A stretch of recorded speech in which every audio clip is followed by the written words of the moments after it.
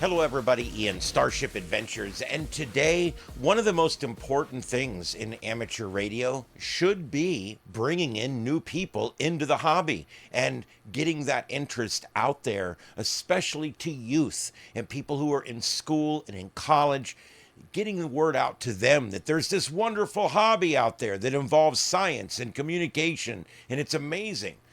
The problem is we're just not getting it. We're just not getting it out there anymore.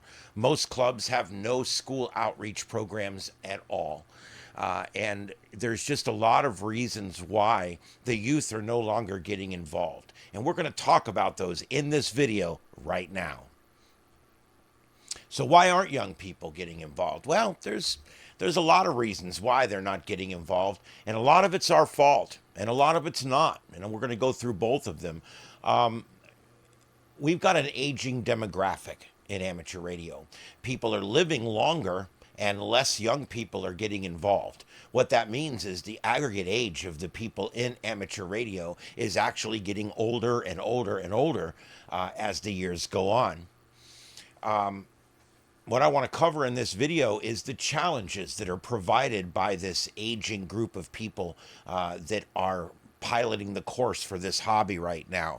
We're going to talk about the challenges that face amateur radio, the resistance to change that's always present out there, and we're going to talk about some real solutions and some great groups and clubs and things that are out there right now where youth and scouts and school programs can get involved in amateur radio. First, I want to talk about the demographic problem. The average age is rising, as we just mentioned, with amateur radio operators. And a lot of these new licensees we're seeing now, they get their license and then they never get on the radio. And there's some reasons for that too. And we'll touch on that briefly, although I have other videos that cover that. There's a lot of resistance, pushback from people within clubs. There's a lot of people in clubs that really would prefer that we don't do any outreach. They really don't want the children on the repeaters. They don't want the kids to be out there at their events. They don't want people running around having a good time. They want to be able to show up with just the old folks and do what it is that they do. You know, well, unfortunately, that's the way a lot of them are out there. And when you get clubs where there's 4 or 5 people on the board and none of them care at all about getting the youth involved, the club ends up not doing anything for the youth. And what we end up with is a whole area, a whole county, where there's really no outreach at all into the schools. I asked recently at Field Day, had anybody put flyers out in the schools? Had anyone stop by the 4 or 5 schools right around the Field Day and handed them 100 flyers and said, can you just give these out to anyone that's interested and have it explained to the parents what it is and how they can come and it doesn't cost anything? Do you think we would do that? No. There's so many things that could be done, but there's just a lot of the guys don't want to mentor kids. A lot of the guys would prefer the kids don't even come around. And there's competing interests too, and this is a big one. This one's nothing to do with us. It has to do with the environment, basically. But you've got video games, you've got social media, you've got modern technology. These all appeal more to children today than amateur radio does. Amateur radio is difficult, it's costly, and there's a lot to learn, there's a lot to do. They can pick up a phone and do anything else that they want to do in just a moment and pick it up and learn it really quickly. So that's why we're losing a lot of them there, because they just don't get it. And there's no one there to explain to them what it is and why it's still fun and why it can be a great hobby. And so what ends up happening is there just becomes a complete disconnect between the young people and the amateur radio. And that's kind of where we're at right now. Amateur radio is seen by a lot of young people as old school. It's seen as something that was done in the past by parents and grandfathers and things like that. And it's important that we get out there and show these young people that amateur radio is still a viable hobby. It's still out here and it still exists. And we need to push that point forward. How do we get youth engaged? Well, we need to focus on the cool aspects of ham radio. One of the big things that I noticed when you listen to Elmers and you listen to people and they start telling someone for the first time about ham radio, within the first 2 minutes, they tell them all about the rules. They tell them all about the license. They tell them all about the strict structure that we have. They tell them all about the bylaws and the constitution of the group and the gentleman's agreement. They tell them all about that. None of that's going to entice anyone to become an amateur radio operator. I don't think people get it. All these rules and all this crap and all this pomp and circumstance is what's costing us all these new members. It's important that we don't give a crap about all the pomp and circumstance. We don't care what happened in the past, and we just do what's necessary to keep the hobby moving forward in the future. That's what should be important right now. We need to focus on things like making worldwide contacts, radio to radio, decoding slow scan TV like from the space station, and working satellites, working repeaters far away. There's so many things that we could interest these people in. We could do live demonstrations of something exciting like SSTV, ISS contacts, fox hunt. We could set up and demonstrate a fox hunt. Fox hunting is very fun and no one does it. I don't get it, but whatever. It's something that everyone can build their own antenna, show up on a Saturday, and they can literally find it based on equipment that they built with their own hands. Fox hunting is amazing and nobody does it. We got to modernize the culture of these ham radio clubs. We've got to find a way to make these clubs have more of a modern, accepting culture. We have to get them to where they want to see new people coming in. Get them to where they would love to have new members. I hear a lot of clubs boasting about how many VE tests they gave. They do a VE test and the people get up and walk out and we never see them again. There's nothing else. They do a VE test, but there's nothing else that's done to keep these people. Again, we have to work on a process where they feel welcomed right away. And that starts with the culture in these clubs. We have to have mentors ready to introduce newcomers to new things right away. We should hand them a free Bofang, walk them out into the parking lot, and have them make their first contact right there. Okay? I don't know why we're not doing this. If you want to save the hobby, this is how you do it. You walk out there, each person gets a mentor, they walk out to the parking lot, they make their first contact, and they get to take the radio home. We can get them for $24 a piece. Okay? You want to save ham radio, there you go. There's the plan. We need to make publicly accessible clubs, okay? We need to have shacks that people can go to and work with other people. We need to have a setup somewhere where people from the club can meet and operate at that location. Okay? We need to improve our online presence. Many clubs have websites that look like they were built in the late 90s on a Model 90 or something. I really don't understand how some people can put up a website and say, there we go, and it doesn't serve the needs at all. And I also, another thing I've noticed in ham radio, and this is something the kids could help you guys with, okay? Updating websites. I love when I go to the local club website and the information on there's 6 months old. The last newsletter they put up was a year ago. We've got to stay up on things.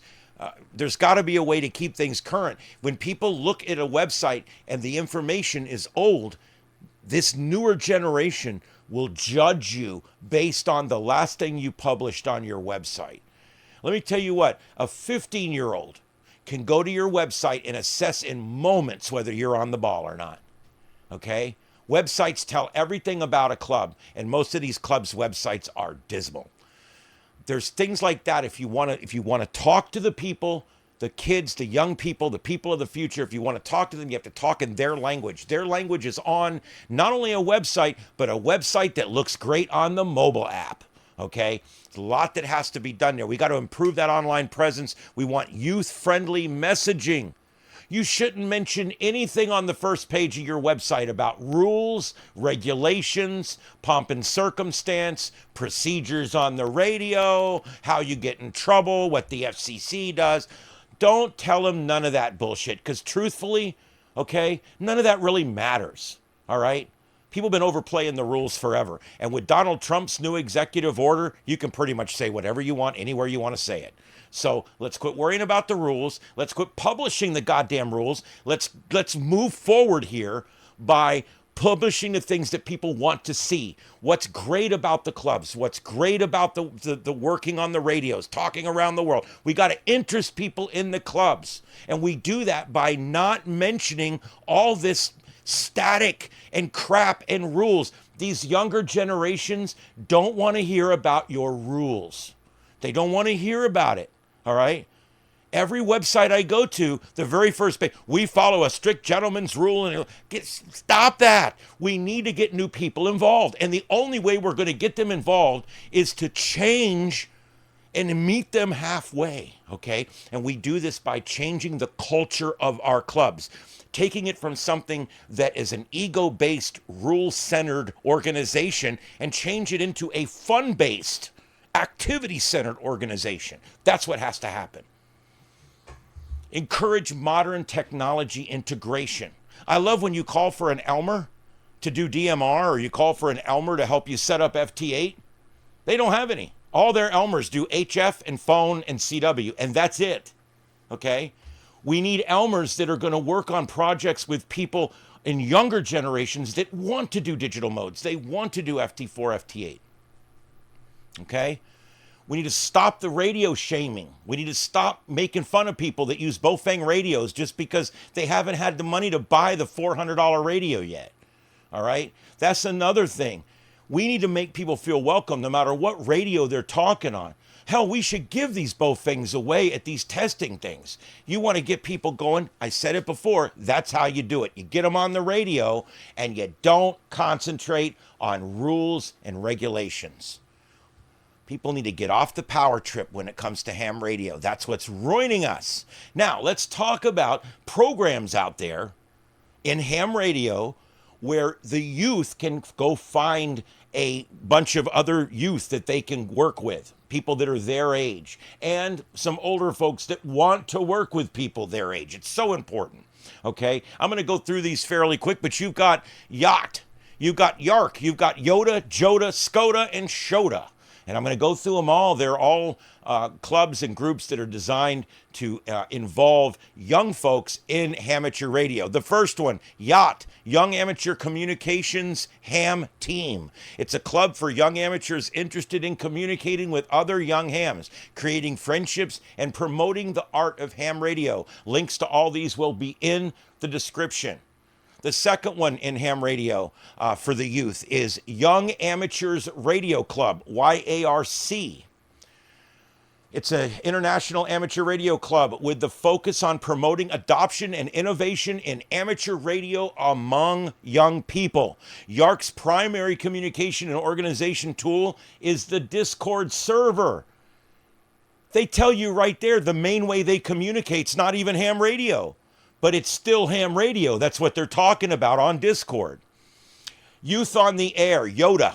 Okay, it's a program for and by young amateur radio operators in the Americas. The goal for this program is to build skills and foster lasting friendships and mentors within the young amateur radio community. This is another one that is somewhat active. And then you've got JOTA, which is connected to the Boy Scouts of America. That's Jamborees on the Air, Jamboree on the Air, JOTA. It's the largest scouting event in the world. It is held annually, the third full weekend in October. JOTA uses amateur radio to link scouts and hams around the world and around the nation and in your own community. That's JOTA, Jamborees on the Air through the Boy Scouts of America.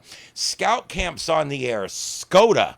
Okay, no, it's not. It sounds like something in Washington, but it's not. Introduce scouts to ham radio at camps through interactive setup and events like Jamboree on the Air. So, in other words, SCOTA is a bigger a bigger scope thing that JOTA works within as well.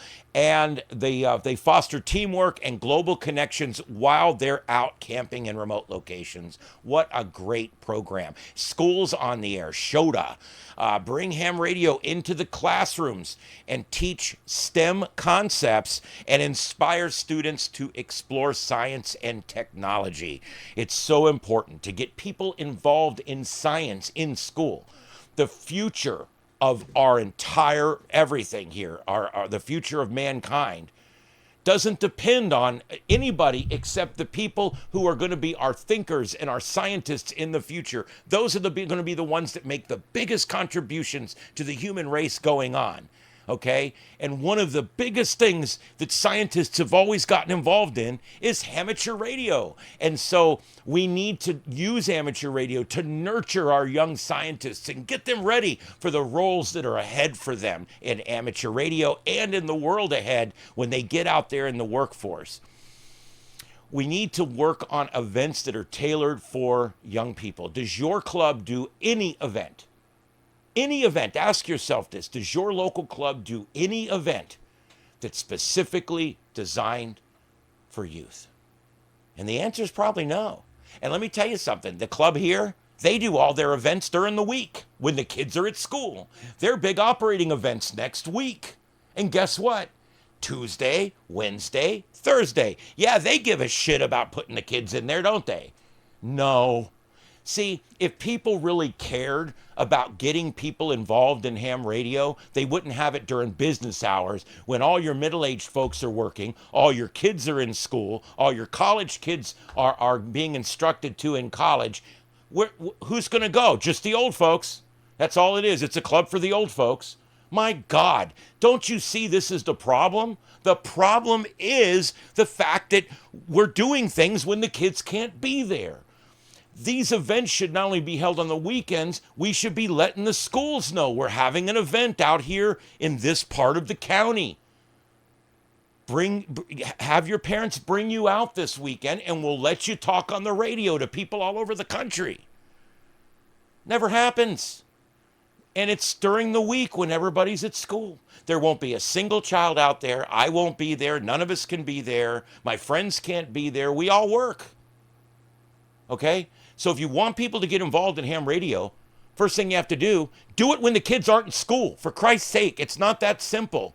Jesus, just do it when the kids are in school. That's all you have to do, when the kids are not in school. I'm sorry. I'm a little upset because when I talk about this and I put it in real simple terms, it pisses me off. Why? Because it's so simple. If they wanted the youth involved, they wouldn't have all the events during the week. It's just that simple. Oh, man. School-based ham radio projects, science fairs featuring ham radio builds in school. Hackathons. You know, this is a word that's gotten a bad connotation, but all these kids, they want to hack. They want to get in there and they want to hack stuff. They want to figure out how to get into things and hack into their Wi-Fi router and figure out how to do this and that. That's what kids love to do nowadays. So why not feed on that? Okay? Instead of telling them, you shouldn't hack in the stuff. That's not proper. Pfft. They're kids. Okay? Before long, they're going to be running everything. And it's not going to be great. But look, we've got to work on this. We've got to get these people, these children, these kids, these teenagers, these young adults interested in ham radio. And we need to reach out to them like this on YouTube, okay? They're not going to go to the ARRL website and wade around through that quagmire, okay? They're not, these youth of today, they're not going to go to these stupid websites and stuff. They're not going to do that because they're beyond that. If they want to see something, they're going to watch a video on it, okay? They're going to go and they're going to check out a video and see if it interests them. So we should be reaching out to them on formats like this and TikTok and X and Facebook and every other way that we can go out there. Instagram, there's so many of them, okay? I have just recently gone out on all of these social media sites because I want to reach the young kids. I want to reach people that want to get in the ham radio and they haven't found it yet. And I'm doing that Not by sitting in my house waiting for them to come to me, but by going to where they're at, which is on TikTok and YouTube, and finding them and reaching out to them and saying, here's what we have to offer. Youth focused contests in esports. We should be focusing on stuff like this. Kids love to contest, okay? If you introduce these kids to contesting right out the gate, I mean, showed them what it's like to get on there and make contacts, QSL, you know, it's a lot of fun. And if we introduce the kids to this, okay, it would work. They would want to stay. They would come back. They would get their license. They could get their license and we'll give them a Bofang and we'll talk to them on the net. You know, we have 400 people in our local club and only 10 of them show up on each net. If we gave them a radio when they walked out of the testing site, I mean, come on. We need to get the youth involved. And that's the bottom line. There's so many ways you can do it. Digital badges, incentives for achievement. A lot of the same things you do now with the older hams just need to be re-engineered a bit to work with the younger hams. There's a lot to do. Let's talk about a call for action. So what do? You know, I do a lot of bitching on this channel. I admit it. About half my videos are negative. Sorry, if you don't talk about it and you don't discuss it, you ain't fixing it. Because that's the only way to fix it, and that's why I'm doing this, okay? Final thoughts. Ham radio is dying, okay? It's a slow death. It's a slow death. It's like stuck in the gut. It's going to take a while, but it's dying, okay? It can survive, and if it's going to survive, it must evolve with the times, and that's the bottom line. We need to make a more inviting for the next generation by meeting them halfway. Meeting them on a playing field that they understand, finding them on the networks that they're already on, and showing them how to do things that would interest them immediately. When we need to change the culture of our ham radio community and stop fighting change and embrace it. Without change, nothing ever gets better. The only thing that makes things better is change, and change only happens through conflict and awareness, and that's what I'm doing here. I encourage discussion. I answer all of my comments that come in, okay? It's important to me. I spend an hour every morning when I get up and an hour in the evening, and I answer every comment that comes in because the discussion is what I'm trying to provoke here. I invite you to subscribe to my channel. Let's take this fight on together. Let's get the youth involved in ham radio. Let's make ham radio great again. That's what we need to do. We need to provide as much support and resources as we can to YOTA and YARC and JOTA and all these other organizations that are floundering around out there trying to stay relevant, trying to keep going with very, very little support from the local ham radio teams and clubs and groups. And leagues for that matter. ARRL talks a lot about the youth, but that's really all they do is just talk, unfortunately. That's about all I got, guys. I'm sorry this was a little intense, but I feel very strongly about this. We are just literally squandering and pissing away an opportunity here to get the next generation involved in ham radio. We're just literally letting it slip through our fingers, just slipping away. It can be done. We need to get the youth involved. We need to find people that can tolerate them if that's what it takes. I like working with young people. I think there's a lot of people that do. We have to make this happen. And I understand the school boards are not cooperative. Okay? I understand that. The local governments are not cooperative. I understand that. The local teams, not interested. I understand that. This is an uphill battle. Right from the beginning, it's an uphill battle. But if we want it to continue, we want it to have a future, it has to be in the younger generations. People that are 40 and younger, especially people that are college age, high school age. That's the prime area that we should be trying to get new people. There you go. All right, guys. Keep your chin up. Keep your head down. It's ham radio. I hope to see you guys on the next adventure, or perhaps down the log. My name's Ian. This is Starship Studios in Southwest Florida, This is Starship Adventures. We'll see you on the next one. 7 3s, everybody. Have a good one.